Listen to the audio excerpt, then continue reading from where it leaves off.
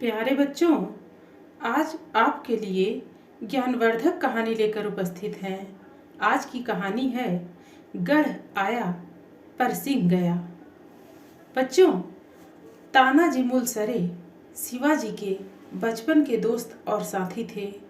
वह बहुत वीर और साहसी थे। तानाजी ने शिवाजी के साथ बहुत सी लड़ाइयाँ लड़ी।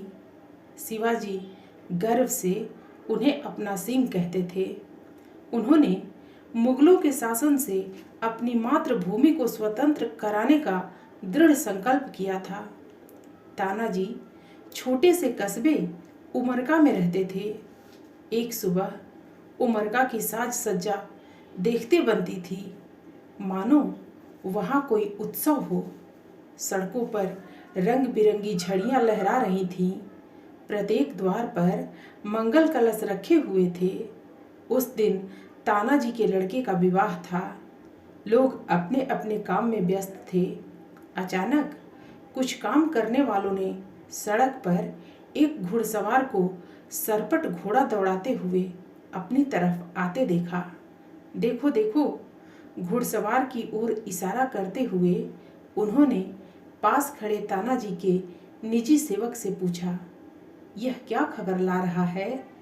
इससे पहले कि सेवक उत्तर देता, घुड़सवार उनके सामने आकर रुक गया।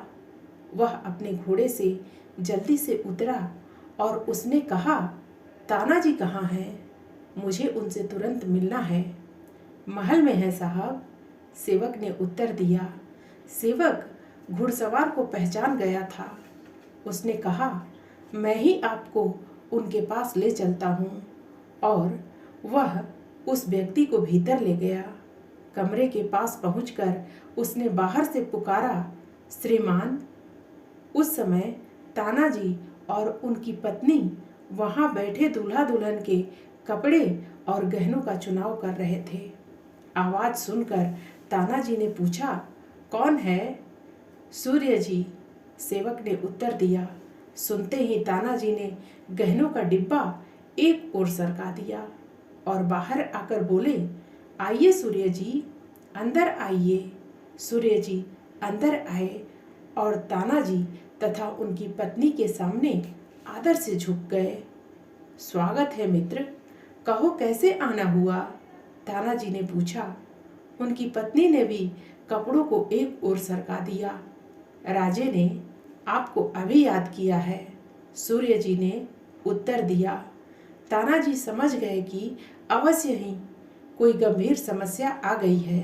अतः वे अपनी पत्नी की ओर मुड़े और उसके कंधे पर स्नेह से हाथ रखते हुए बोले, तुम तो जानते ही हो कि मुझे अब जाना पड़ेगा, इसलिए विवाह कुछ समय के लिए रोक दें तो ठीक रहेगा। हमारा सबसे पहला कर्तव्य अपने देश की सेवा और राजा की आज्ञा का पालन करना है। आओ हंसी खुशी हमें विदा करो। देखो, चिंता मत करना, सूर्य जी और हमारे आदमी मेरे साथ होंगे। तानाजी की पत्नी स्तंभित रह गई। उसने अपने आंसू बरबस रोक लिए और विदाई के लिए तिलक आरती की तैयारी करने भीतर चली गई। तानाजी ने तलवार कसी और कमरे से बाहर आकर अपने आदमियों को आदेश दिया कि वे उनके साथ चलने के लिए जल्दी से तैयार हो जाएं। शीघ्र चारों ओर शहर में खबर फैल गई और लोग उनके महल के आगे एकत्रित हो गए। तानाजी की पत्नी ने तानाजी के माथे पर तिलक लगाया और आरती उतारी और तानाजी ने उससे विदा ली। घुड़सेना का नेतृत्व करते हुए तानाजी अपने घोड़े पर सवार रायगढ़ के किले में जा पहुंचे। वे सीधे शिवाजी के कमरे में गए और बोले, राजे, मैं आपकी सेवा में उपस्थित हूँ। शिवाजी ने उन्हें गले से लगाते हुए कहा, ओह, मेरा शेर आ गया। आओ बैठो, आज एक बहुत बड़ा काम आ पड़ा है। माँ साहिबा का कहना है कि जब तक कोंडना का किला जो शत्रु के कब्जे में है हमारे पास वापस नहीं आ जाता, तब तक हमारे दूसरे किले सुरक्षित नहीं हैं। शिवाजी कुछ रुककर फिर बोले, उदय सिंह ने मुगल सेना की बागडोर संभाल रखी है। उसके सैनिक किले के तीनों द्वारों की रक्षा कर रहे हैं। उसके पुत्र भी उसके साथ हैं। वे सभी बहादुर और वीर हैं। उनके पास खूंखार हथनी चंद्रावती भी है। वह स्वयं भी बड़ा शक्तिशाली है। मैंने बहुत सोचा, पर किला हथियाने का कोई भी रास्ता दिखाई नहीं देता। तुम ही एक ऐसे व्यक्ति हो जो कोई उपाय ढूंढ सकते हो। तानाजी के माथे की रेखाएं गहरी हो गईं। वह कुछ सोचकर बोले, मेरे पास एक योजना है। दुर्गा भवानी और माँ साहिबा के आशीर्वाद से हम सफल होंगे। किला केवल 3 ओर से सुरक्षित है। हम चौथी ओर से पश्चिम दिशा से प्रवेश करेंगे। क्या? शिवाजी उछल पड़े। तुम पश्चिम से प्रवेश करोगे? क्या तुम सीधी चट्टान पर चढ़ने की योजना बना रहे हो? उधर से चढ़ाई करनी संभव नहीं है। यह असंभव है। तानाजी ने शांत भाव से कहा, नहीं राजे, जो मैं करना चाहता हूँ वह संभव हो सकता है। आप सुनिए तो। और उन्होंने शिवाजी को अपनी योजना विस्तार से बता दी। शिवाजी गंभीर होकर बोले, लेकिन यह बहुत खतरनाक योजना है। इसे सफल बनाना बहुत मुश्किल होगा। सब एक ही बात पर निर्भर करता है कि चट्टान की दीवार पर सफलतापूर्वक कैसे चढ़ा जा सके। हाँ, यह कठिन जरूर है, पर असंभव नहीं। हम पूरी तैयारी करने के बाद ही शत्रु पर आक्रमण करेंगे। हम अवश्य सफल होंगे, तानाजी ने विश्वासपूर्वक कहा। अंत में शिवाजी ने कहा, तब ठीक है, तैयारी करो। दुर्गा भवानी तुम्हारी रक्षा करें। तानाजी ने शिवाजी के सामने आदर से झुककर उनसे विदा ली। इसके बाद उन्होंने सूर्य जी और अपने विशेष मित्रों को बुलाया, जो बराबर के कमरे में प्रतीक्षा कर रहे थे। तानाजी ने उन सबको गोपनीयता की शपथ दिलाई और उन्हें अपनी सारी योजना समझा दी। हमें तुरंत तैयारी शुरू कर देनी चाहिए। सैनिकों को शस्त्र चलाने में निपुण बनाओ, किंतु उनको यह न पता होने पाए कि यह सब किस लिए हो रहा है। सारा काम समझदारी से करना है। शीघ्र ही सब तैयारी हो गई। तानाजी ने अपने मित्रों को बुलाया और घोषणा की, आज रात हम आक्रमण करेंगे।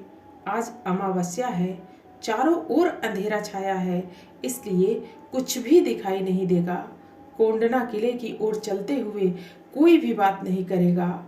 हम यशवंती नामक गोह की सहायता से किले की दीवार पर चढ़ेंगे। उन्होंने सूर्य जी की ओर मुड़कर कहा, आप अन्य सैनिकों के साथ कल्याण द्वार की प्रतीक्षा करिएगा। हम आपके अंदर आने के लिए द्वार खोल देंगे।